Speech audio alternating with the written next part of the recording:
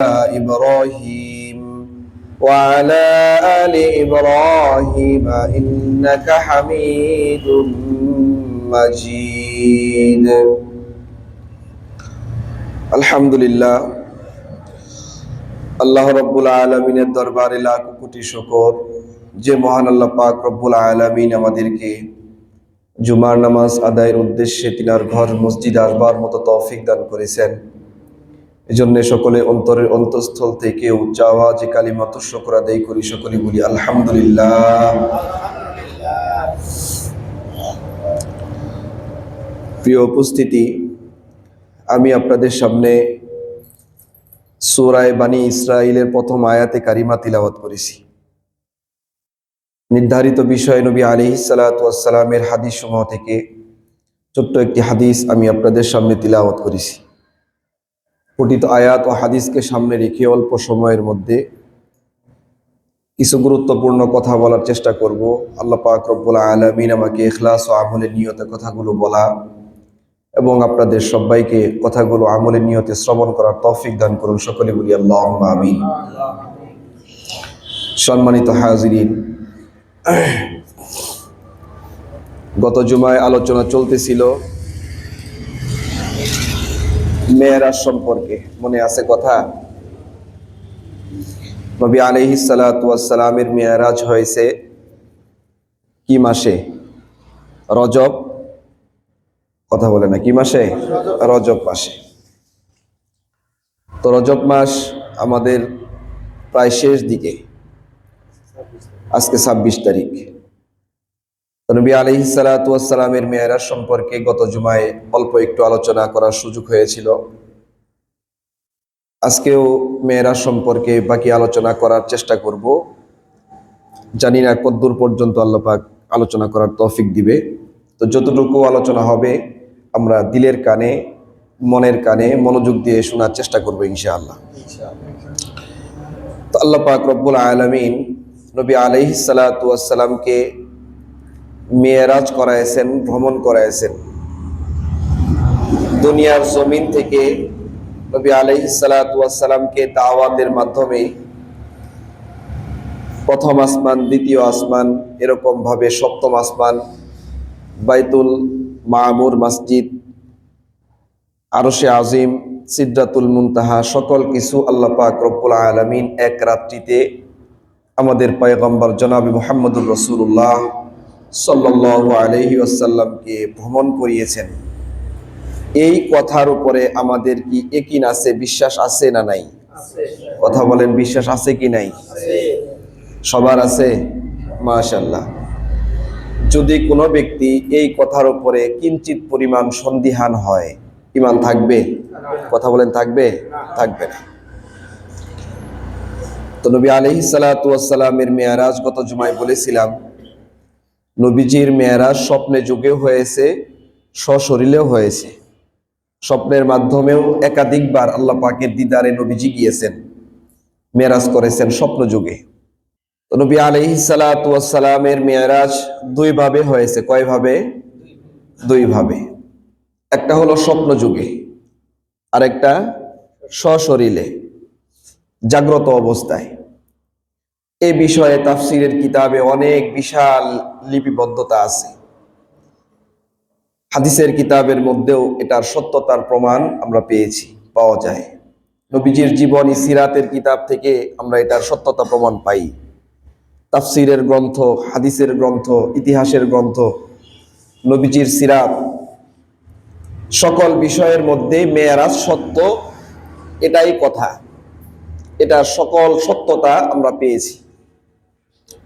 তো নবী আলাইহিস সালাতু ওয়াস সালামের পূর্বে যত নবী দুনিয়াতে আগমন করেছেন, নবীজি যেভাবে আল্লাহর দ্বার পর্যন্ত যাওয়া সম্ভব হয়েছে, একেবারে আল্লাহর সান্নিধ্যে, আল্লাহ পাকের আরশে আজিমে আল্লাহর সাথে কথোপকথন হয়েছে, আমাদের পয়গম্বর ব্যতীত অন্য কোনো পয়গম্বরের মাধ্যমে এটা কি হয় নাই? সম্ভব হয় নাই। এক একজন নবী আল্লাহর সাথে এক এক ভাবে কথা বলেছেন। যেমন হযরতে মূসা কালিমুল্লাহ, উনি তুর পাহাড়ে আল্লাহর সাথে কথা বলছেন। তাও এমন একটা পরিস্থিতি, ইতিহাস তাফসিরের কিতাবের মধ্যে লিখছেন, হযরত মুসা আলাইহিস সালাতু ওয়াস সালাম যখন আল্লাহর সাথে তাওরাত আনতে গেছেন তুর পাহাড়ে, আল্লাহ পাক রব্বুল আলামিনের কাছে মুসা আরজি জানাইছে, আল্লাহ আমি আপনাকে একটু দেখতে চাই। আল্লাহ পাক রব্বুল আলামিন বললেন, মুসা তোমার এই চর্ম চোখ দিয়া আমি আল্লাহকে দেখা সম্ভব না, দেখতে পারবে না। মুসা আলাইহিস সালাতু ওয়াস সালাম আল্লাহর সাথে কথোপকথনে, নবী তো একটা গ্রহণযোগ্যতা আছে না আল্লাহর কাছে। আল্লাহ পাক রব্বুল আলামিন মুসা আলাইহিস সালাতু ওয়াস সালামের কথা যদিও বলতেছেন যে চর্ম চোখ দিয়ে আমাকে দেখার সম্ভব ক্ষমতা তোমার নেই, থাকবে না, তারপরেও মুসা কি করতেছে, আল্লাহর প্রেমে পাগল হয়ে বারবার দেখার ইচ্ছা করতেছে, অনুমতি চাচ্ছেন। আল্লাহ পাক রব্বুল আলামিন বললেন, মুসা ঠিক আছে। তোর পাহাড় থেকে মুসা আলাইহিস সালাতু ওয়াস সালামকে একটা পাথরের দিকে দৃষ্টি করার জন্য বলা হলো। ওইখানে আল্লাহ পাক পাথরের উপরে নামবেন না। তো মুসা যখন চাকাইছে, আল্লাহ পাক রব্বুল আলামিনের তাজাল্লি নূর পুরাটা উন্মুক্ত করে নাই, মাত্র পর্দা সরায়া সরায়া একটা নূরের পর্দা, কেউ বলেছেন তিনটা, এরকম ভাবে নূরের পর্দা সরাইছে মাত্র। আল্লাহ পাকের নূরের এত পাওয়ার, এত তাজাল্লি, এত গরম, এত উত্তপ্ত, ওই পাথরের উপরে নূর পড়া, নূরের আলো পড়ার সাথে সাথেই, ঝলক লাগার সাথে সাথেই পাথর সহ পাহাড়, মুসা সকলেই কি হয়ে গেছেন, ব্রাস্টের মতো হয়ে গেছেন। সকলে মুসা আলাইহিস সালাতু ওয়াস সালাম তো অজ্ঞান হয়ে পড়ে গেছে। সুবহানাল্লাহ। আল্লাহ পাকের এই নূরের তাজাল্লি এত প্রখর। তো এই নূরের সাথে, এই নূরওয়ালার সাথে আমাদের পয়গম্বর সশরীরে গিয়া তার বাড়িতে গিয়া দেখা করে আসছেন, বলি সুবহানাল্লাহ। এটা আল্লাহ পাকের কুদরত ছাড়া কোনো সম্ভব হয়েছে? এটা কথা বলেন, সম্ভাবনা আছে? নাই। তো মুসা আলাইহিস সালাতু ওয়াস সালাম সম্ভব হয় নাই। উনি তো আল্লাহর নবীর পয়গম্বরের মুহাম্মদুর রাসূলুল্লাহর আগের নবী, ঠিক না? সেই হিসাবে নবীর থেকে ওনার পাওয়ার বেশি থাকার কথা। কিন্তু নবী যখন আসছে, নবীর সাথে যখন আল্লাহ পাক মেরাজ করছেন, যখন নবীকে মেরাজে ডেকে নিয়ে গেছেন, ওই প্রস্তুতি হিসাবে আল্লাহ পাক রব্বুল আলামিন নবী আলাইহিস সালাতু ওয়াস সালামের শরীর সহ শরীরের প্রত্যেকটা অঙ্গ প্রত্যঙ্গ যাতে আল্লাহ পাকের নূরের তাজাল্লি সহ্য করার মতো উপযোগী বানাইয়াই আল্লাহ পাক নবীজিকে দুনিয়ার জমিন থেকে আসমানে নিয়ে গেছে, বলি সুবহানাল্লাহ। গত জুমায় বলতেছিলাম সত্তর সদর কথা মনে আছে? কয়বার হইছে? 4 বার। কয়বার? সিনা চাক, নবীর সিনা মুবারক চাক করা হয়েছে, অপারেশন করা হয়েছে। কয়বার হয়েছে তার জীবনে? 4 বার। মনে আছে? প্রথম হয়েছে 4 বছর বয়স। কত বছর? 4 বছর। দ্বিতীয়বার হয়েছে 10 বছর বয়স। কত বছর? মনে থাকবে মুসলমান ইতিহাস? আবার আগামী মেরাজে যদি আলোচনা হয় মনে থাকবে কথাগুলো? কথা কয় না, মনে থাকবে নাকি মসজিদ পর্যন্তই আলোচনা? মনে থাকবে না ইনশাআল্লাহ? দেখেন, আমাদের মুসলমান আমরা যে পরিমাণ ইহুদি খ্রিস্টান নাসারাদের নাম মুখস্থ রাখি, এতটুক পর্যন্ত ইসলামের ইতিহাস সম্পর্কে আমাদের কোনো জ্ঞানই নাই। কথা বলেন ঠিক না? একটা বাচ্চাকে দাঁড় করায় জিজ্ঞাসা করবেন, ব্রাজিলের খেলোয়াড়দের নাম বলো, দেখবেন ও একদমে যতটুকু বলতে পারে, আমি আপনি একদমে এত গ্লাস পানিও খেতে পারুম না। কথা কয় না, ঠিক না? যদি দাঁড় করায় বলা হয় আর্জেন্টিনার খেলোয়াড়ের নাম বলো তো দেখি, ওই বাচ্চা যে পরিমাণ নাম বলতে পারবে, এই নাম আমরা জীবনে শুনিই নাই। যদি বলা হয় বাংলাদেশের খেলোয়াড়ের নাম বলো, ওই বাচ্চা এত পরিমাণে বলতে পারবে, আগের কে আসিল তার নামও বলতে পারবে, যে রিটায়ার হয়ে গেছে, অবসর হয়ে গেছে, এখন খেলে না। এরকম অনেক খেলোয়াড় আছে না বাংলাদেশে, তাদের নাম সহ বলতে পারবে। অথচ যারা রানিং খেলতেছে তাদের নাম আমরা অনেকেই পারি না। কথা বলেন ঠিক না? বাচ্চারা এগুলার প্রতি এক্সপার্ট, পারদর্শী, কিন্তু ইতিহাস সম্পর্কে জিজ্ঞাসা করেন, ও মুসলমানের সন্তান হওয়ার পরেও আমরা মুরব্বীরাই পারি না, বাচ্চা কেমনে পারবে? কথা কয় ঠিক না? আচ্ছা, বাচ্চাদেরকে এগুলা আমাদের শেখানো দায়িত্ব। এই শিক্ষা থেকে বাচ্চা যখন পা পিছলে পড়ে যাবে, তখন ও নৈতিক আদর্শ সন্তান কখনো হইতে পারবে না। বাচ্চা ইতিহাস, মুসলমানদের ইতিহাস, কোথা থেকে মুসলমান আসলো, এই ধর্ম কেন আল্লাহর কাছে এত পরিচিত, এই ধর্ম কেন আল্লাহর কাছে এত প্রিয়, এই ইসলাম ধর্ম যারা মানবে তারাই জান্নাতে যাবে, এই স্বীকৃতি নবীজি হাদিসে কেন দিলেন, এই ইতিহাস সম্পর্কে আমাদেরকেও জানতে হবে, আমাদের সন্তানদেরকেও তালিম দিতে হবে। কথা বলেন ঠিক না? তো যে কথা বলতেছিলাম, নবী আলাইহিস সালাতু ওয়াস সালামের 4 বছর বয়স, তখন একবার শক্কস সদর হয়, সিনা চাক অপারেশন হয়। নবী আলাইহিস সালাতু ওয়াস সালামের জীবনী থেকে জানা যায় এই 4 বছর বয়সে নবীজির শক্কস সদর কেন হয়েছিল। দেখেন, 4 বছর বয়স যে বাচ্চা বড় না ছোট? কথা কয় না, বড় না ছোট? ছোট বাচ্চা, ছোট্ট মানুষ, ঠিক না? একটা ছোট্ট মানুষ রাস্তা দিয়ে যাচ্ছে, পাশাপাশি আরেকজন মুরব্বী মানুষ অথবা আমাদের মতো যুবক মানুষ রাস্তা দিয়ে যাচ্ছে। ছোট্ট বাচ্চা রাস্তার ধারের একটা গাছ থেকে ফুল ছিঁড়ছে। এই গাছওয়ালা বাচ্চাকে কি বলবে? বাচ্চা যখন অন্যের গাছের একটা ফুল অথবা ফল ছিঁড়ছে, এটা অন্যায় হয়েছে না ন্যায় হয়েছে? কথা বলেন, অন্যায় না ন্যায়? আচ্ছা, এই অন্যায়টা করার পরেও গাছওয়ালা যখন সংবাদ পায়, দেখতে পায়, জানতে পারে যে আমার গাছ থেকে অমুকের সন্তান একটা ফল ছিঁড়ছে অথবা কি ছিঁড়ছে, ফুল ছিঁড়ছে, তখন ওই বাচ্চার বাবা মার কাছে নালিশ দেয়।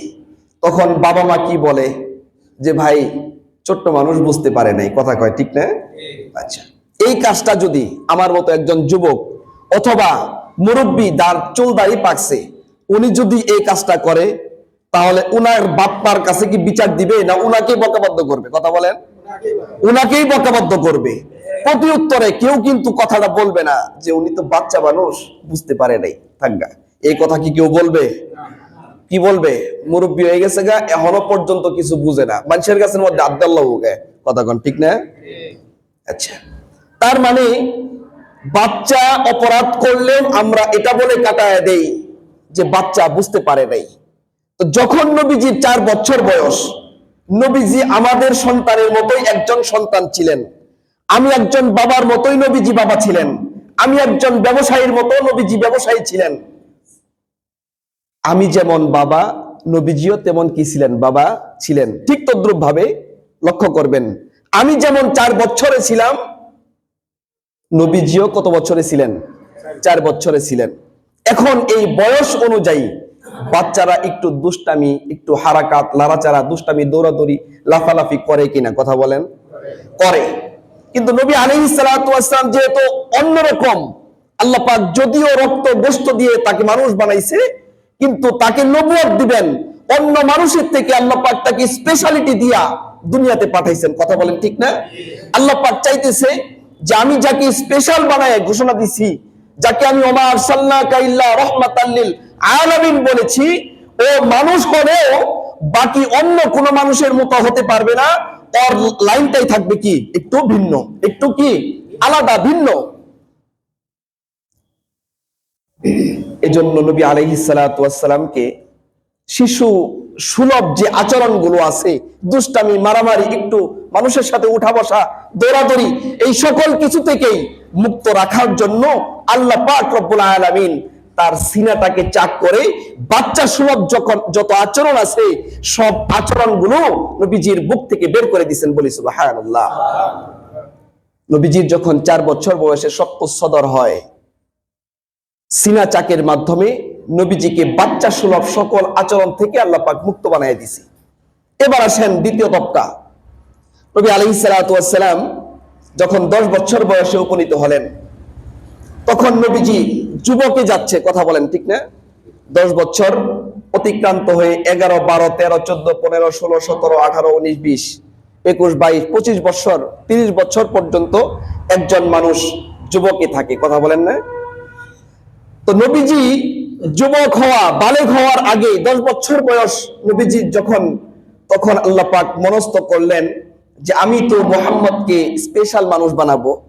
তো যুবক কালে মানুষের অন্তরে যেই সমস্ত চাহিদাগুলো আসে, যেই সমস্ত আকাঙ্ক্ষাগুলো আসে, দুনিয়ার যত নেশাগুলো মানুষের অন্তরের মধ্যে আসে, এই যুবক কেন্দ্রিক, যুবক বয়স কেন্দ্রিক, এই বয়স কেন্দ্রিক যত উত্তপ্ততা আছে সকল কিছু থেকেই আমি মুহাম্মদুর রাসূলুল্লাহকে মুক্ত রাখবো।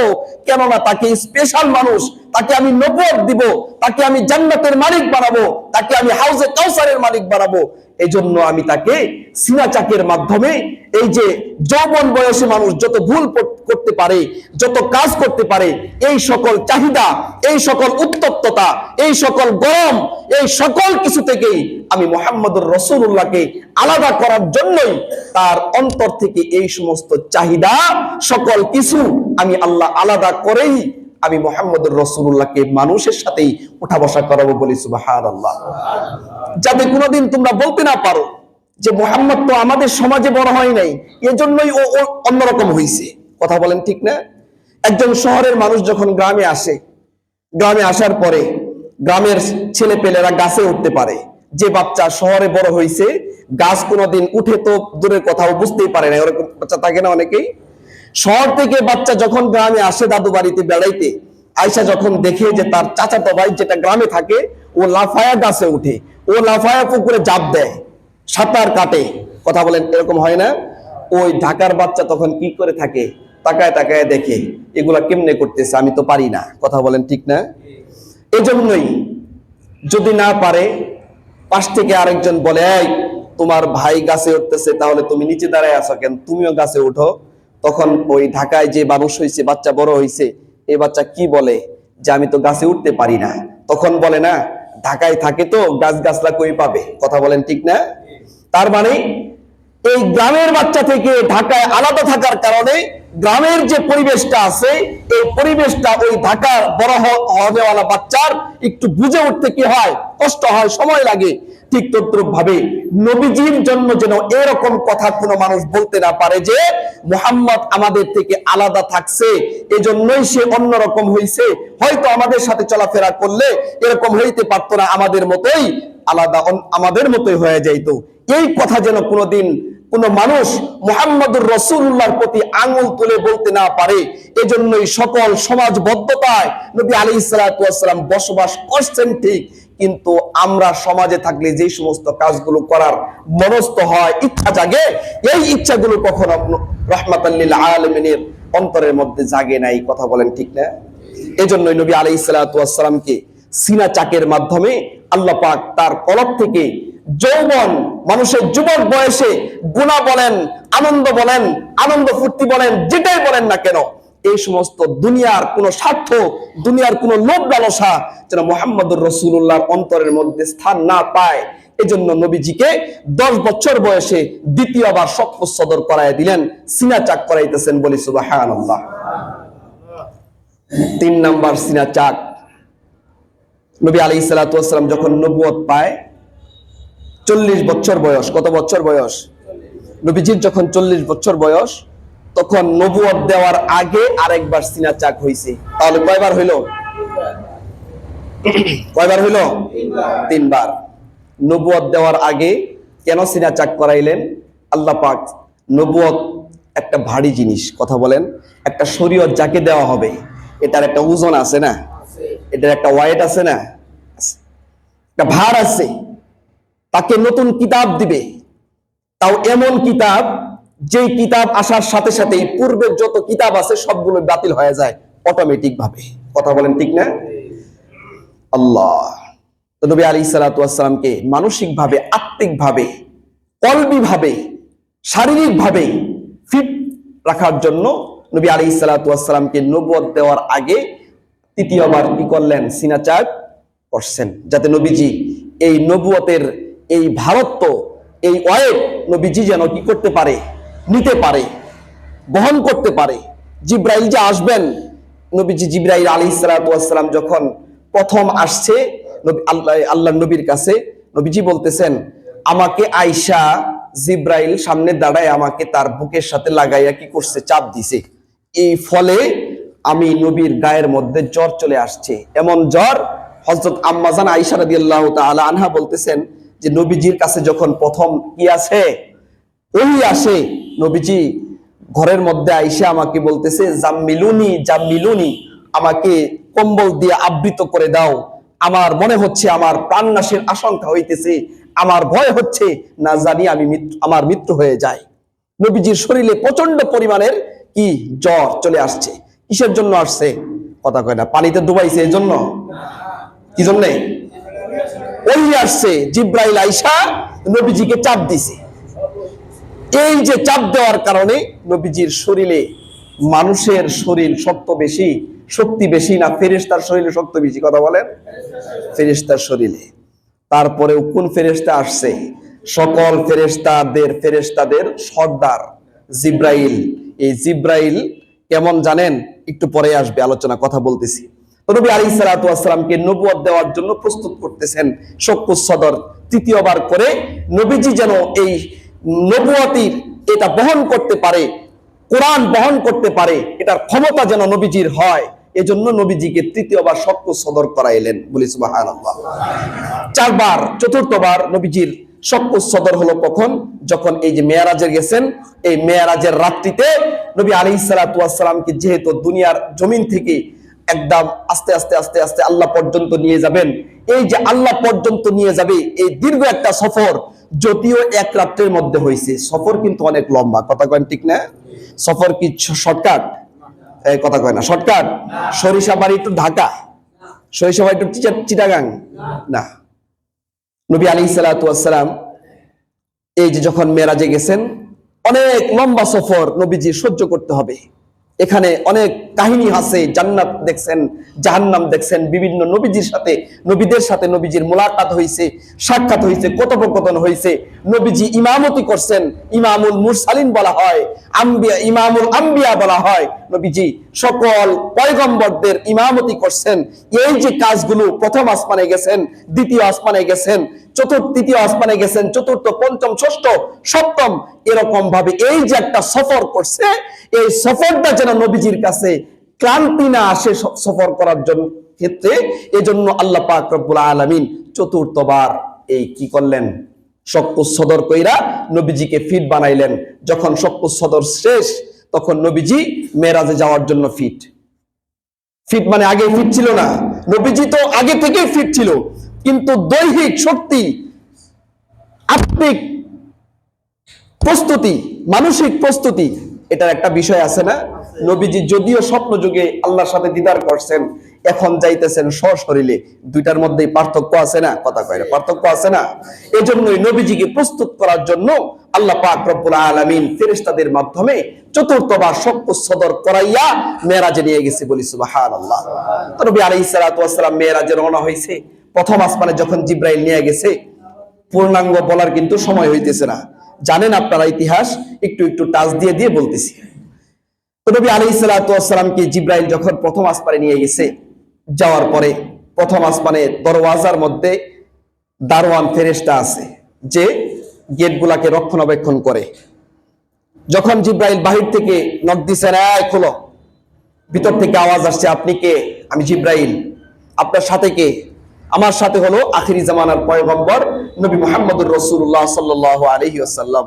ভিতর থেকে আওয়াজ আসতেছে, জি আপনাদের জন্যই আমরা অপেক্ষা করতেছি, আসেন আসেন, কাম হেয়ার, আপনি তাড়াতাড়ি চলে আসেন, ওয়েলকাম ওয়েলকাম, তাড়াতাড়ি চলে আসেন।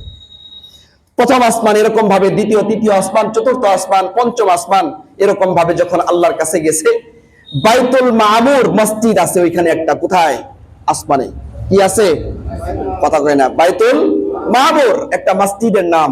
ওখানে কোনো মানুষ নামাজ পড়ে না, ওখানে ফেরেশতাদের ইবাদতগাহ। কারা ইবাদত করে? ফেরেশতারা।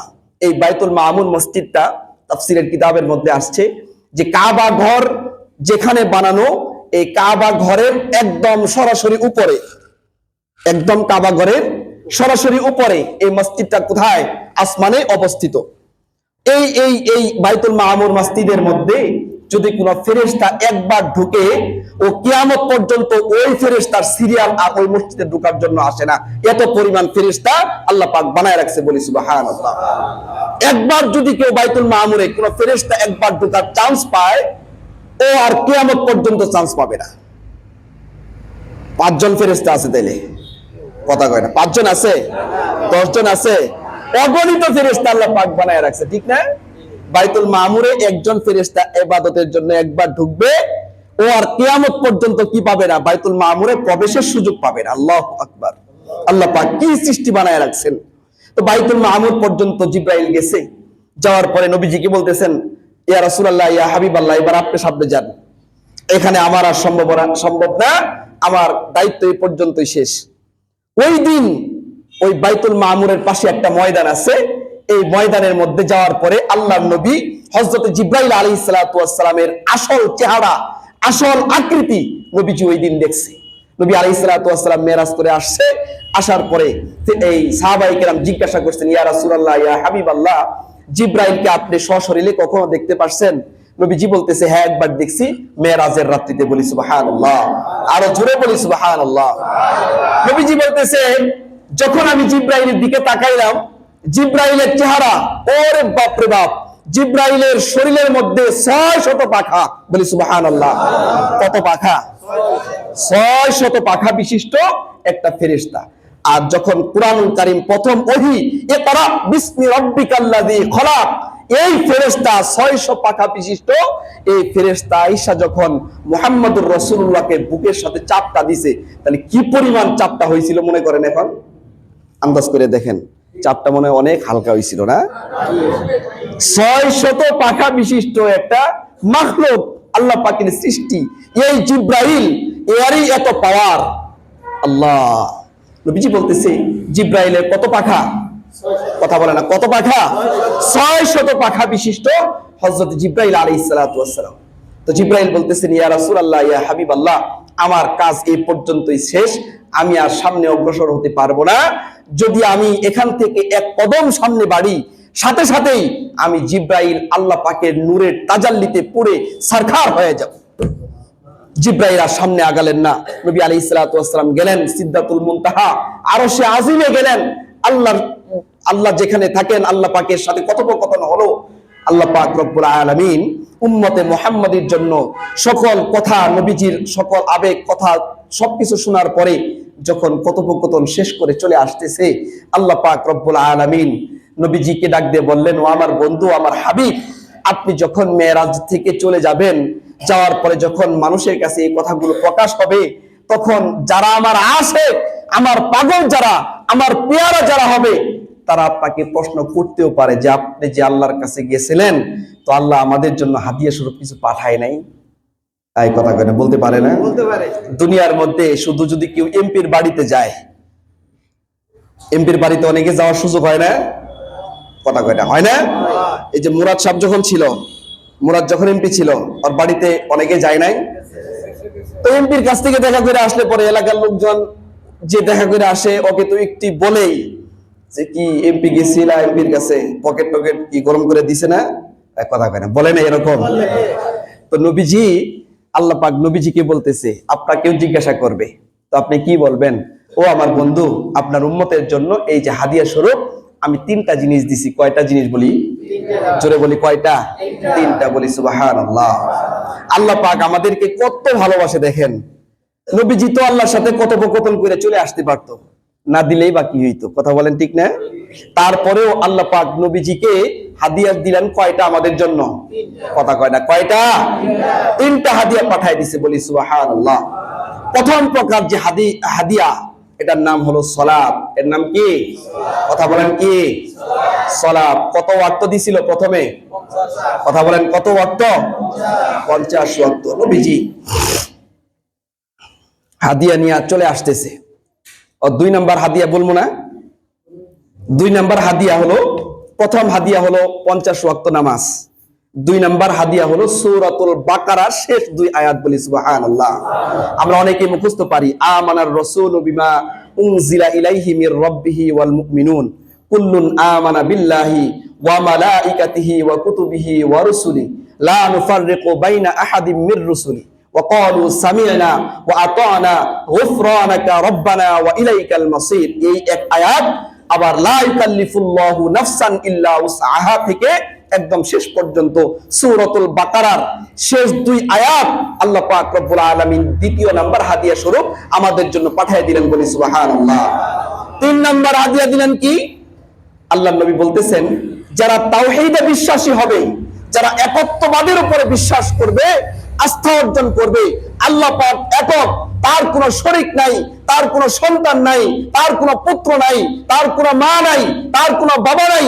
আল্লাহ পাক নিজে নিজেই আল্লাহ, বরং কি নিজে নিজেই স্বয়ং সম্পন্ন। তাকে স্বয়ং সম্পন্ন করার জন্য পৃথিবীর কোনো ক্ষমতার প্রয়োজন নাই, পৃথিবীর কোনো আসবাবের প্রয়োজন নাই, কোনো মানুষের দরকার নাই। নিজে নিজেই স্বয়ং সম্পন্ন, বরঞ্চ তারটা খাওয়াইয়া পড়াইয়া একজন রব তার বান্দাকে ছোট্ট থেকে কামিল পর্যন্ত পৌঁছায় দেয়, তাকেই বলা হয় আল্লাহ। বলি সুবহানাল্লাহ। আল্লাহ পাক 3 নাম্বার হাদিয়া পাঠিয়ে দিলেন যে পৃথিবীতে যত কিছু আছে সব কিছু আমি আল্লাহ করেছি। মৃত্যু আমি আল্লাহ দেই, তোমার হাত আমি আল্লাহ দিছি, তোমার চোখ আমি আল্লাহ দিছি, তোমার রিজিকের ব্যবস্থা আমি আল্লাহ করেছি, যা কিছু দেখতেছো বান্দা সব আমি আল্লাহ করেছি। এই একত্ববাদের উপরে যে বিশ্বাস স্থাপন করবে, ও গুনাহ করলেও আল্লাহর কাছে মাপ চাওয়ার সাথে সাথেই আল্লাহ বলতেছেন, ও আমার হাবিব, একত্ববাদে যারা বিশ্বাসী হবে তারা যখনই গুনার মাধ্যমে আমার কাছে যখন আল্লাহর কাছে যখন ক্ষমা চাবে, আমি আল্লাহ একত্ববাদে বিশ্বাসী হওয়ার কারণে মাপ চাইতে দেরি, মাগার বান্দাকে ক্ষমা করতে দেরি করি না। বলি সুবহানাল্লাহ। তাহলে হাদিয়া কয়টা পাইছি আমরা? কথা বলেন, কয়টা পাইছি? 3টা। 1 নাম্বার কি?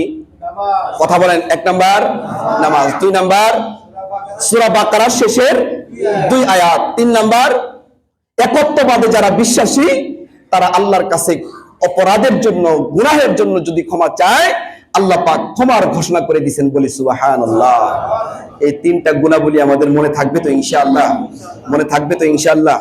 আচ্ছা, শেষ কথা, এবার নবী আলাইহিস সালাতু ওয়াস সালামকে যে মেরাজে নিয়ে গেলেন, এই মেরাজের প্রেক্ষাপট কি? কোন প্রেক্ষাপটে আল্লাহ পাক নবীজিকে দাওয়াত দিয়ে নিয়ে গেছিলেন, এটা একটু বলেই আমি শেষ করে দিব। নবী আলাইহিস সালাতু ওয়াস সালাম তায়েফের ময়দানে রক্তাক্ত হয়েছে কিনা? কথা কয় না, হয়েছে কিনা? উহুদের ময়দানে রক্তাক্ত হয়েছে কিনা? আম্মা জান খাদিজাতুল কুবরা রাদিয়াল্লাহু তাআলা আনহা যখন নবীজির সবচেয়ে বেশি সাহায্যকারী প্রয়োজন ছিল, ওই সময়ে আম্মা জান খাদিজাতুল কুবরা রাদিয়াল্লাহু তাআলা আনহা নবীজির পাশে ছিলেন। ইসলামের প্রারম্ভিক যুগ, যে যুগে ইসলাম মাত্র নতুন দাওয়াত চলতেছে, ইসলাম কি জানে না, আল্লাহ কি চিনে না, কালেমা কি বুঝে না, মুহাম্মদুর রাসূলুল্লাহকে আরবের মানুষ চিনে না, মক্কাবাসী চিনে না। ওই সময়ে খাদিজাতুল কুবরা রাদিয়াল্লাহু তাআলা আনহা নবীজির স্ত্রী, কথা কয় না, স্ত্রী না, নবীজির স্ত্রী, সহধর্মিণী, এই খাদিজাতুল কুবরা রাদিয়াল্লাহু তাআলা আনহা নবীজির সহযোগী হিসাবে কাজ করছেন। বলি সুবহানাল্লাহ। এই খাদিজাতুল কুবরা ইন্তেকাল করছে, এরকম একটা সৈনিক, এরকম একটা জীবন সঙ্গিনী, এরকম একটা সাহায্যকারী যখন ইন্তেকাল করছে, নবীজির অন্তরে কষ্ট লাগছে কি লাগে নাই? কথা বলেন, লাগছে কি লাগে নাই? নবীজির একটা পুত্র সন্তান আবুল কাসেম, এটা প্রসিদ্ধ বেশি, নবীজির বেশি প্রসিদ্ধ সন্তান, প্রথম সন্তান এটা। এই আবুল কাসেম যখন ইন্তেকাল করছে, নবীজির বংশ সন্তান, ছেলে সন্তান ইন্তেকাল মানে ওই মানুষের বংশ প্রায় শেষ দিকে। কথা বলেন, ঠিক না? নবীজির সন্তান আবুল কাসেম ইন্তেকাল করছেন, বাবা হিসাবে কষ্ট পাইছে কি পায় নাই? দাওয়াত, ইসলামের দাওয়াত নিয়ে তায়েফের ময়দানে গেছে, তায়েফবাসীরা নবীজিকে অমানসিক নির্যাতন করছে, অমানবিক নির্যাতন, যেই নির্যাতনের কথা বলে কখনো শেষ করা যাবে না। এটার একটা নমুনা দিয়ে শেষ করব। নবী আলাইহিস সালাতু ওয়াস সালাম আম্মা জান আয়েশা রাদিয়াল্লাহু তাআলা আনহা একদিন নবীজির গায়ের মধ্যে তেল মালিশ করতেছেন, তেল লাগায় দিচ্ছেন। তেল লাগানোর উদ্দেশ্যে যখন আম্মা জান আয়েশা নবীজির শরীর থেকে কাপড় খুলছে, দেখতেছে পিঠের মধ্যে বসন্তের গুড়ি গুড়ি দাগ দেখা যায়।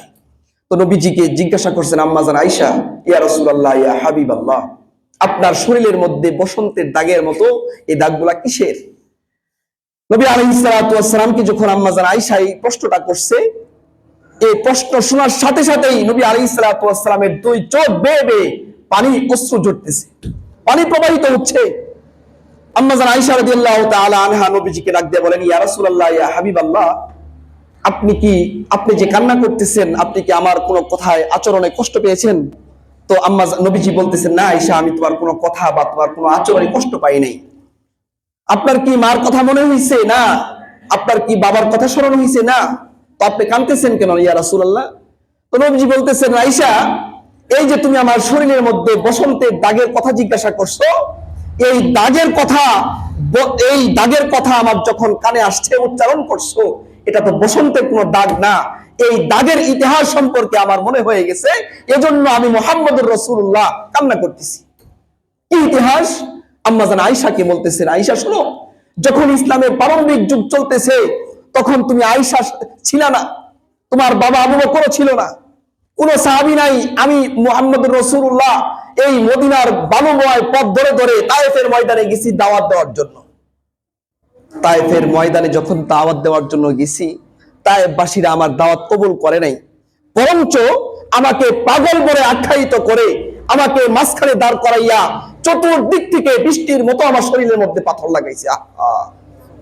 এই যে পাথরগুলো আমার শরীরের মধ্যে লাগছে, এই পাথরের আঘাত আমার শরীরের মধ্যে এমন ভাবে বিঁধেছে, যখন পাথর নিক্ষেপ করতো আমার শরীরের মধ্যে পাথর লাগার সাথে সাথেই পাথরের এই আঘাতগুলো আমার শরীরের মধ্যে বসে বসে পড়তো।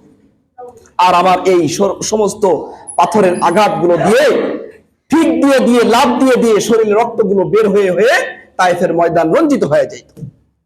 আয়েশা, তুমি যে দাগটাকে বসন্তের দাগ মনে করছো, এটা কি না বসন্তের দাগ? না, এটা হলো তায়েফের ময়দানে সেই রক্তাক্ত অবস্থায় আমি মুহাম্মদুর রাসূলুল্লাহ জমিনে পড়ে যাইতাম।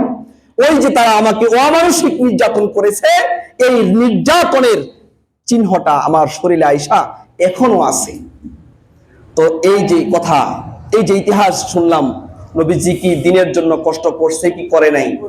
কথা বলেন, কষ্ট করছে কি করে নাই? তায়েফের ময়দানে পাগল নাম শুনছে, পাগল আখ্যায়িত হয়েছে, পাগল বলে অমানসিক নির্যাতনের শিকার হয়েছে। উহুদের ময়দানে গেছেন, দান শহীদ হয়ে গেছে। কাফের মুশরিকরা তো নবীজিকে নির্যাতন কম করে নাই, কম করছে? কথা বলেন, কম করছে? কম করে নাই।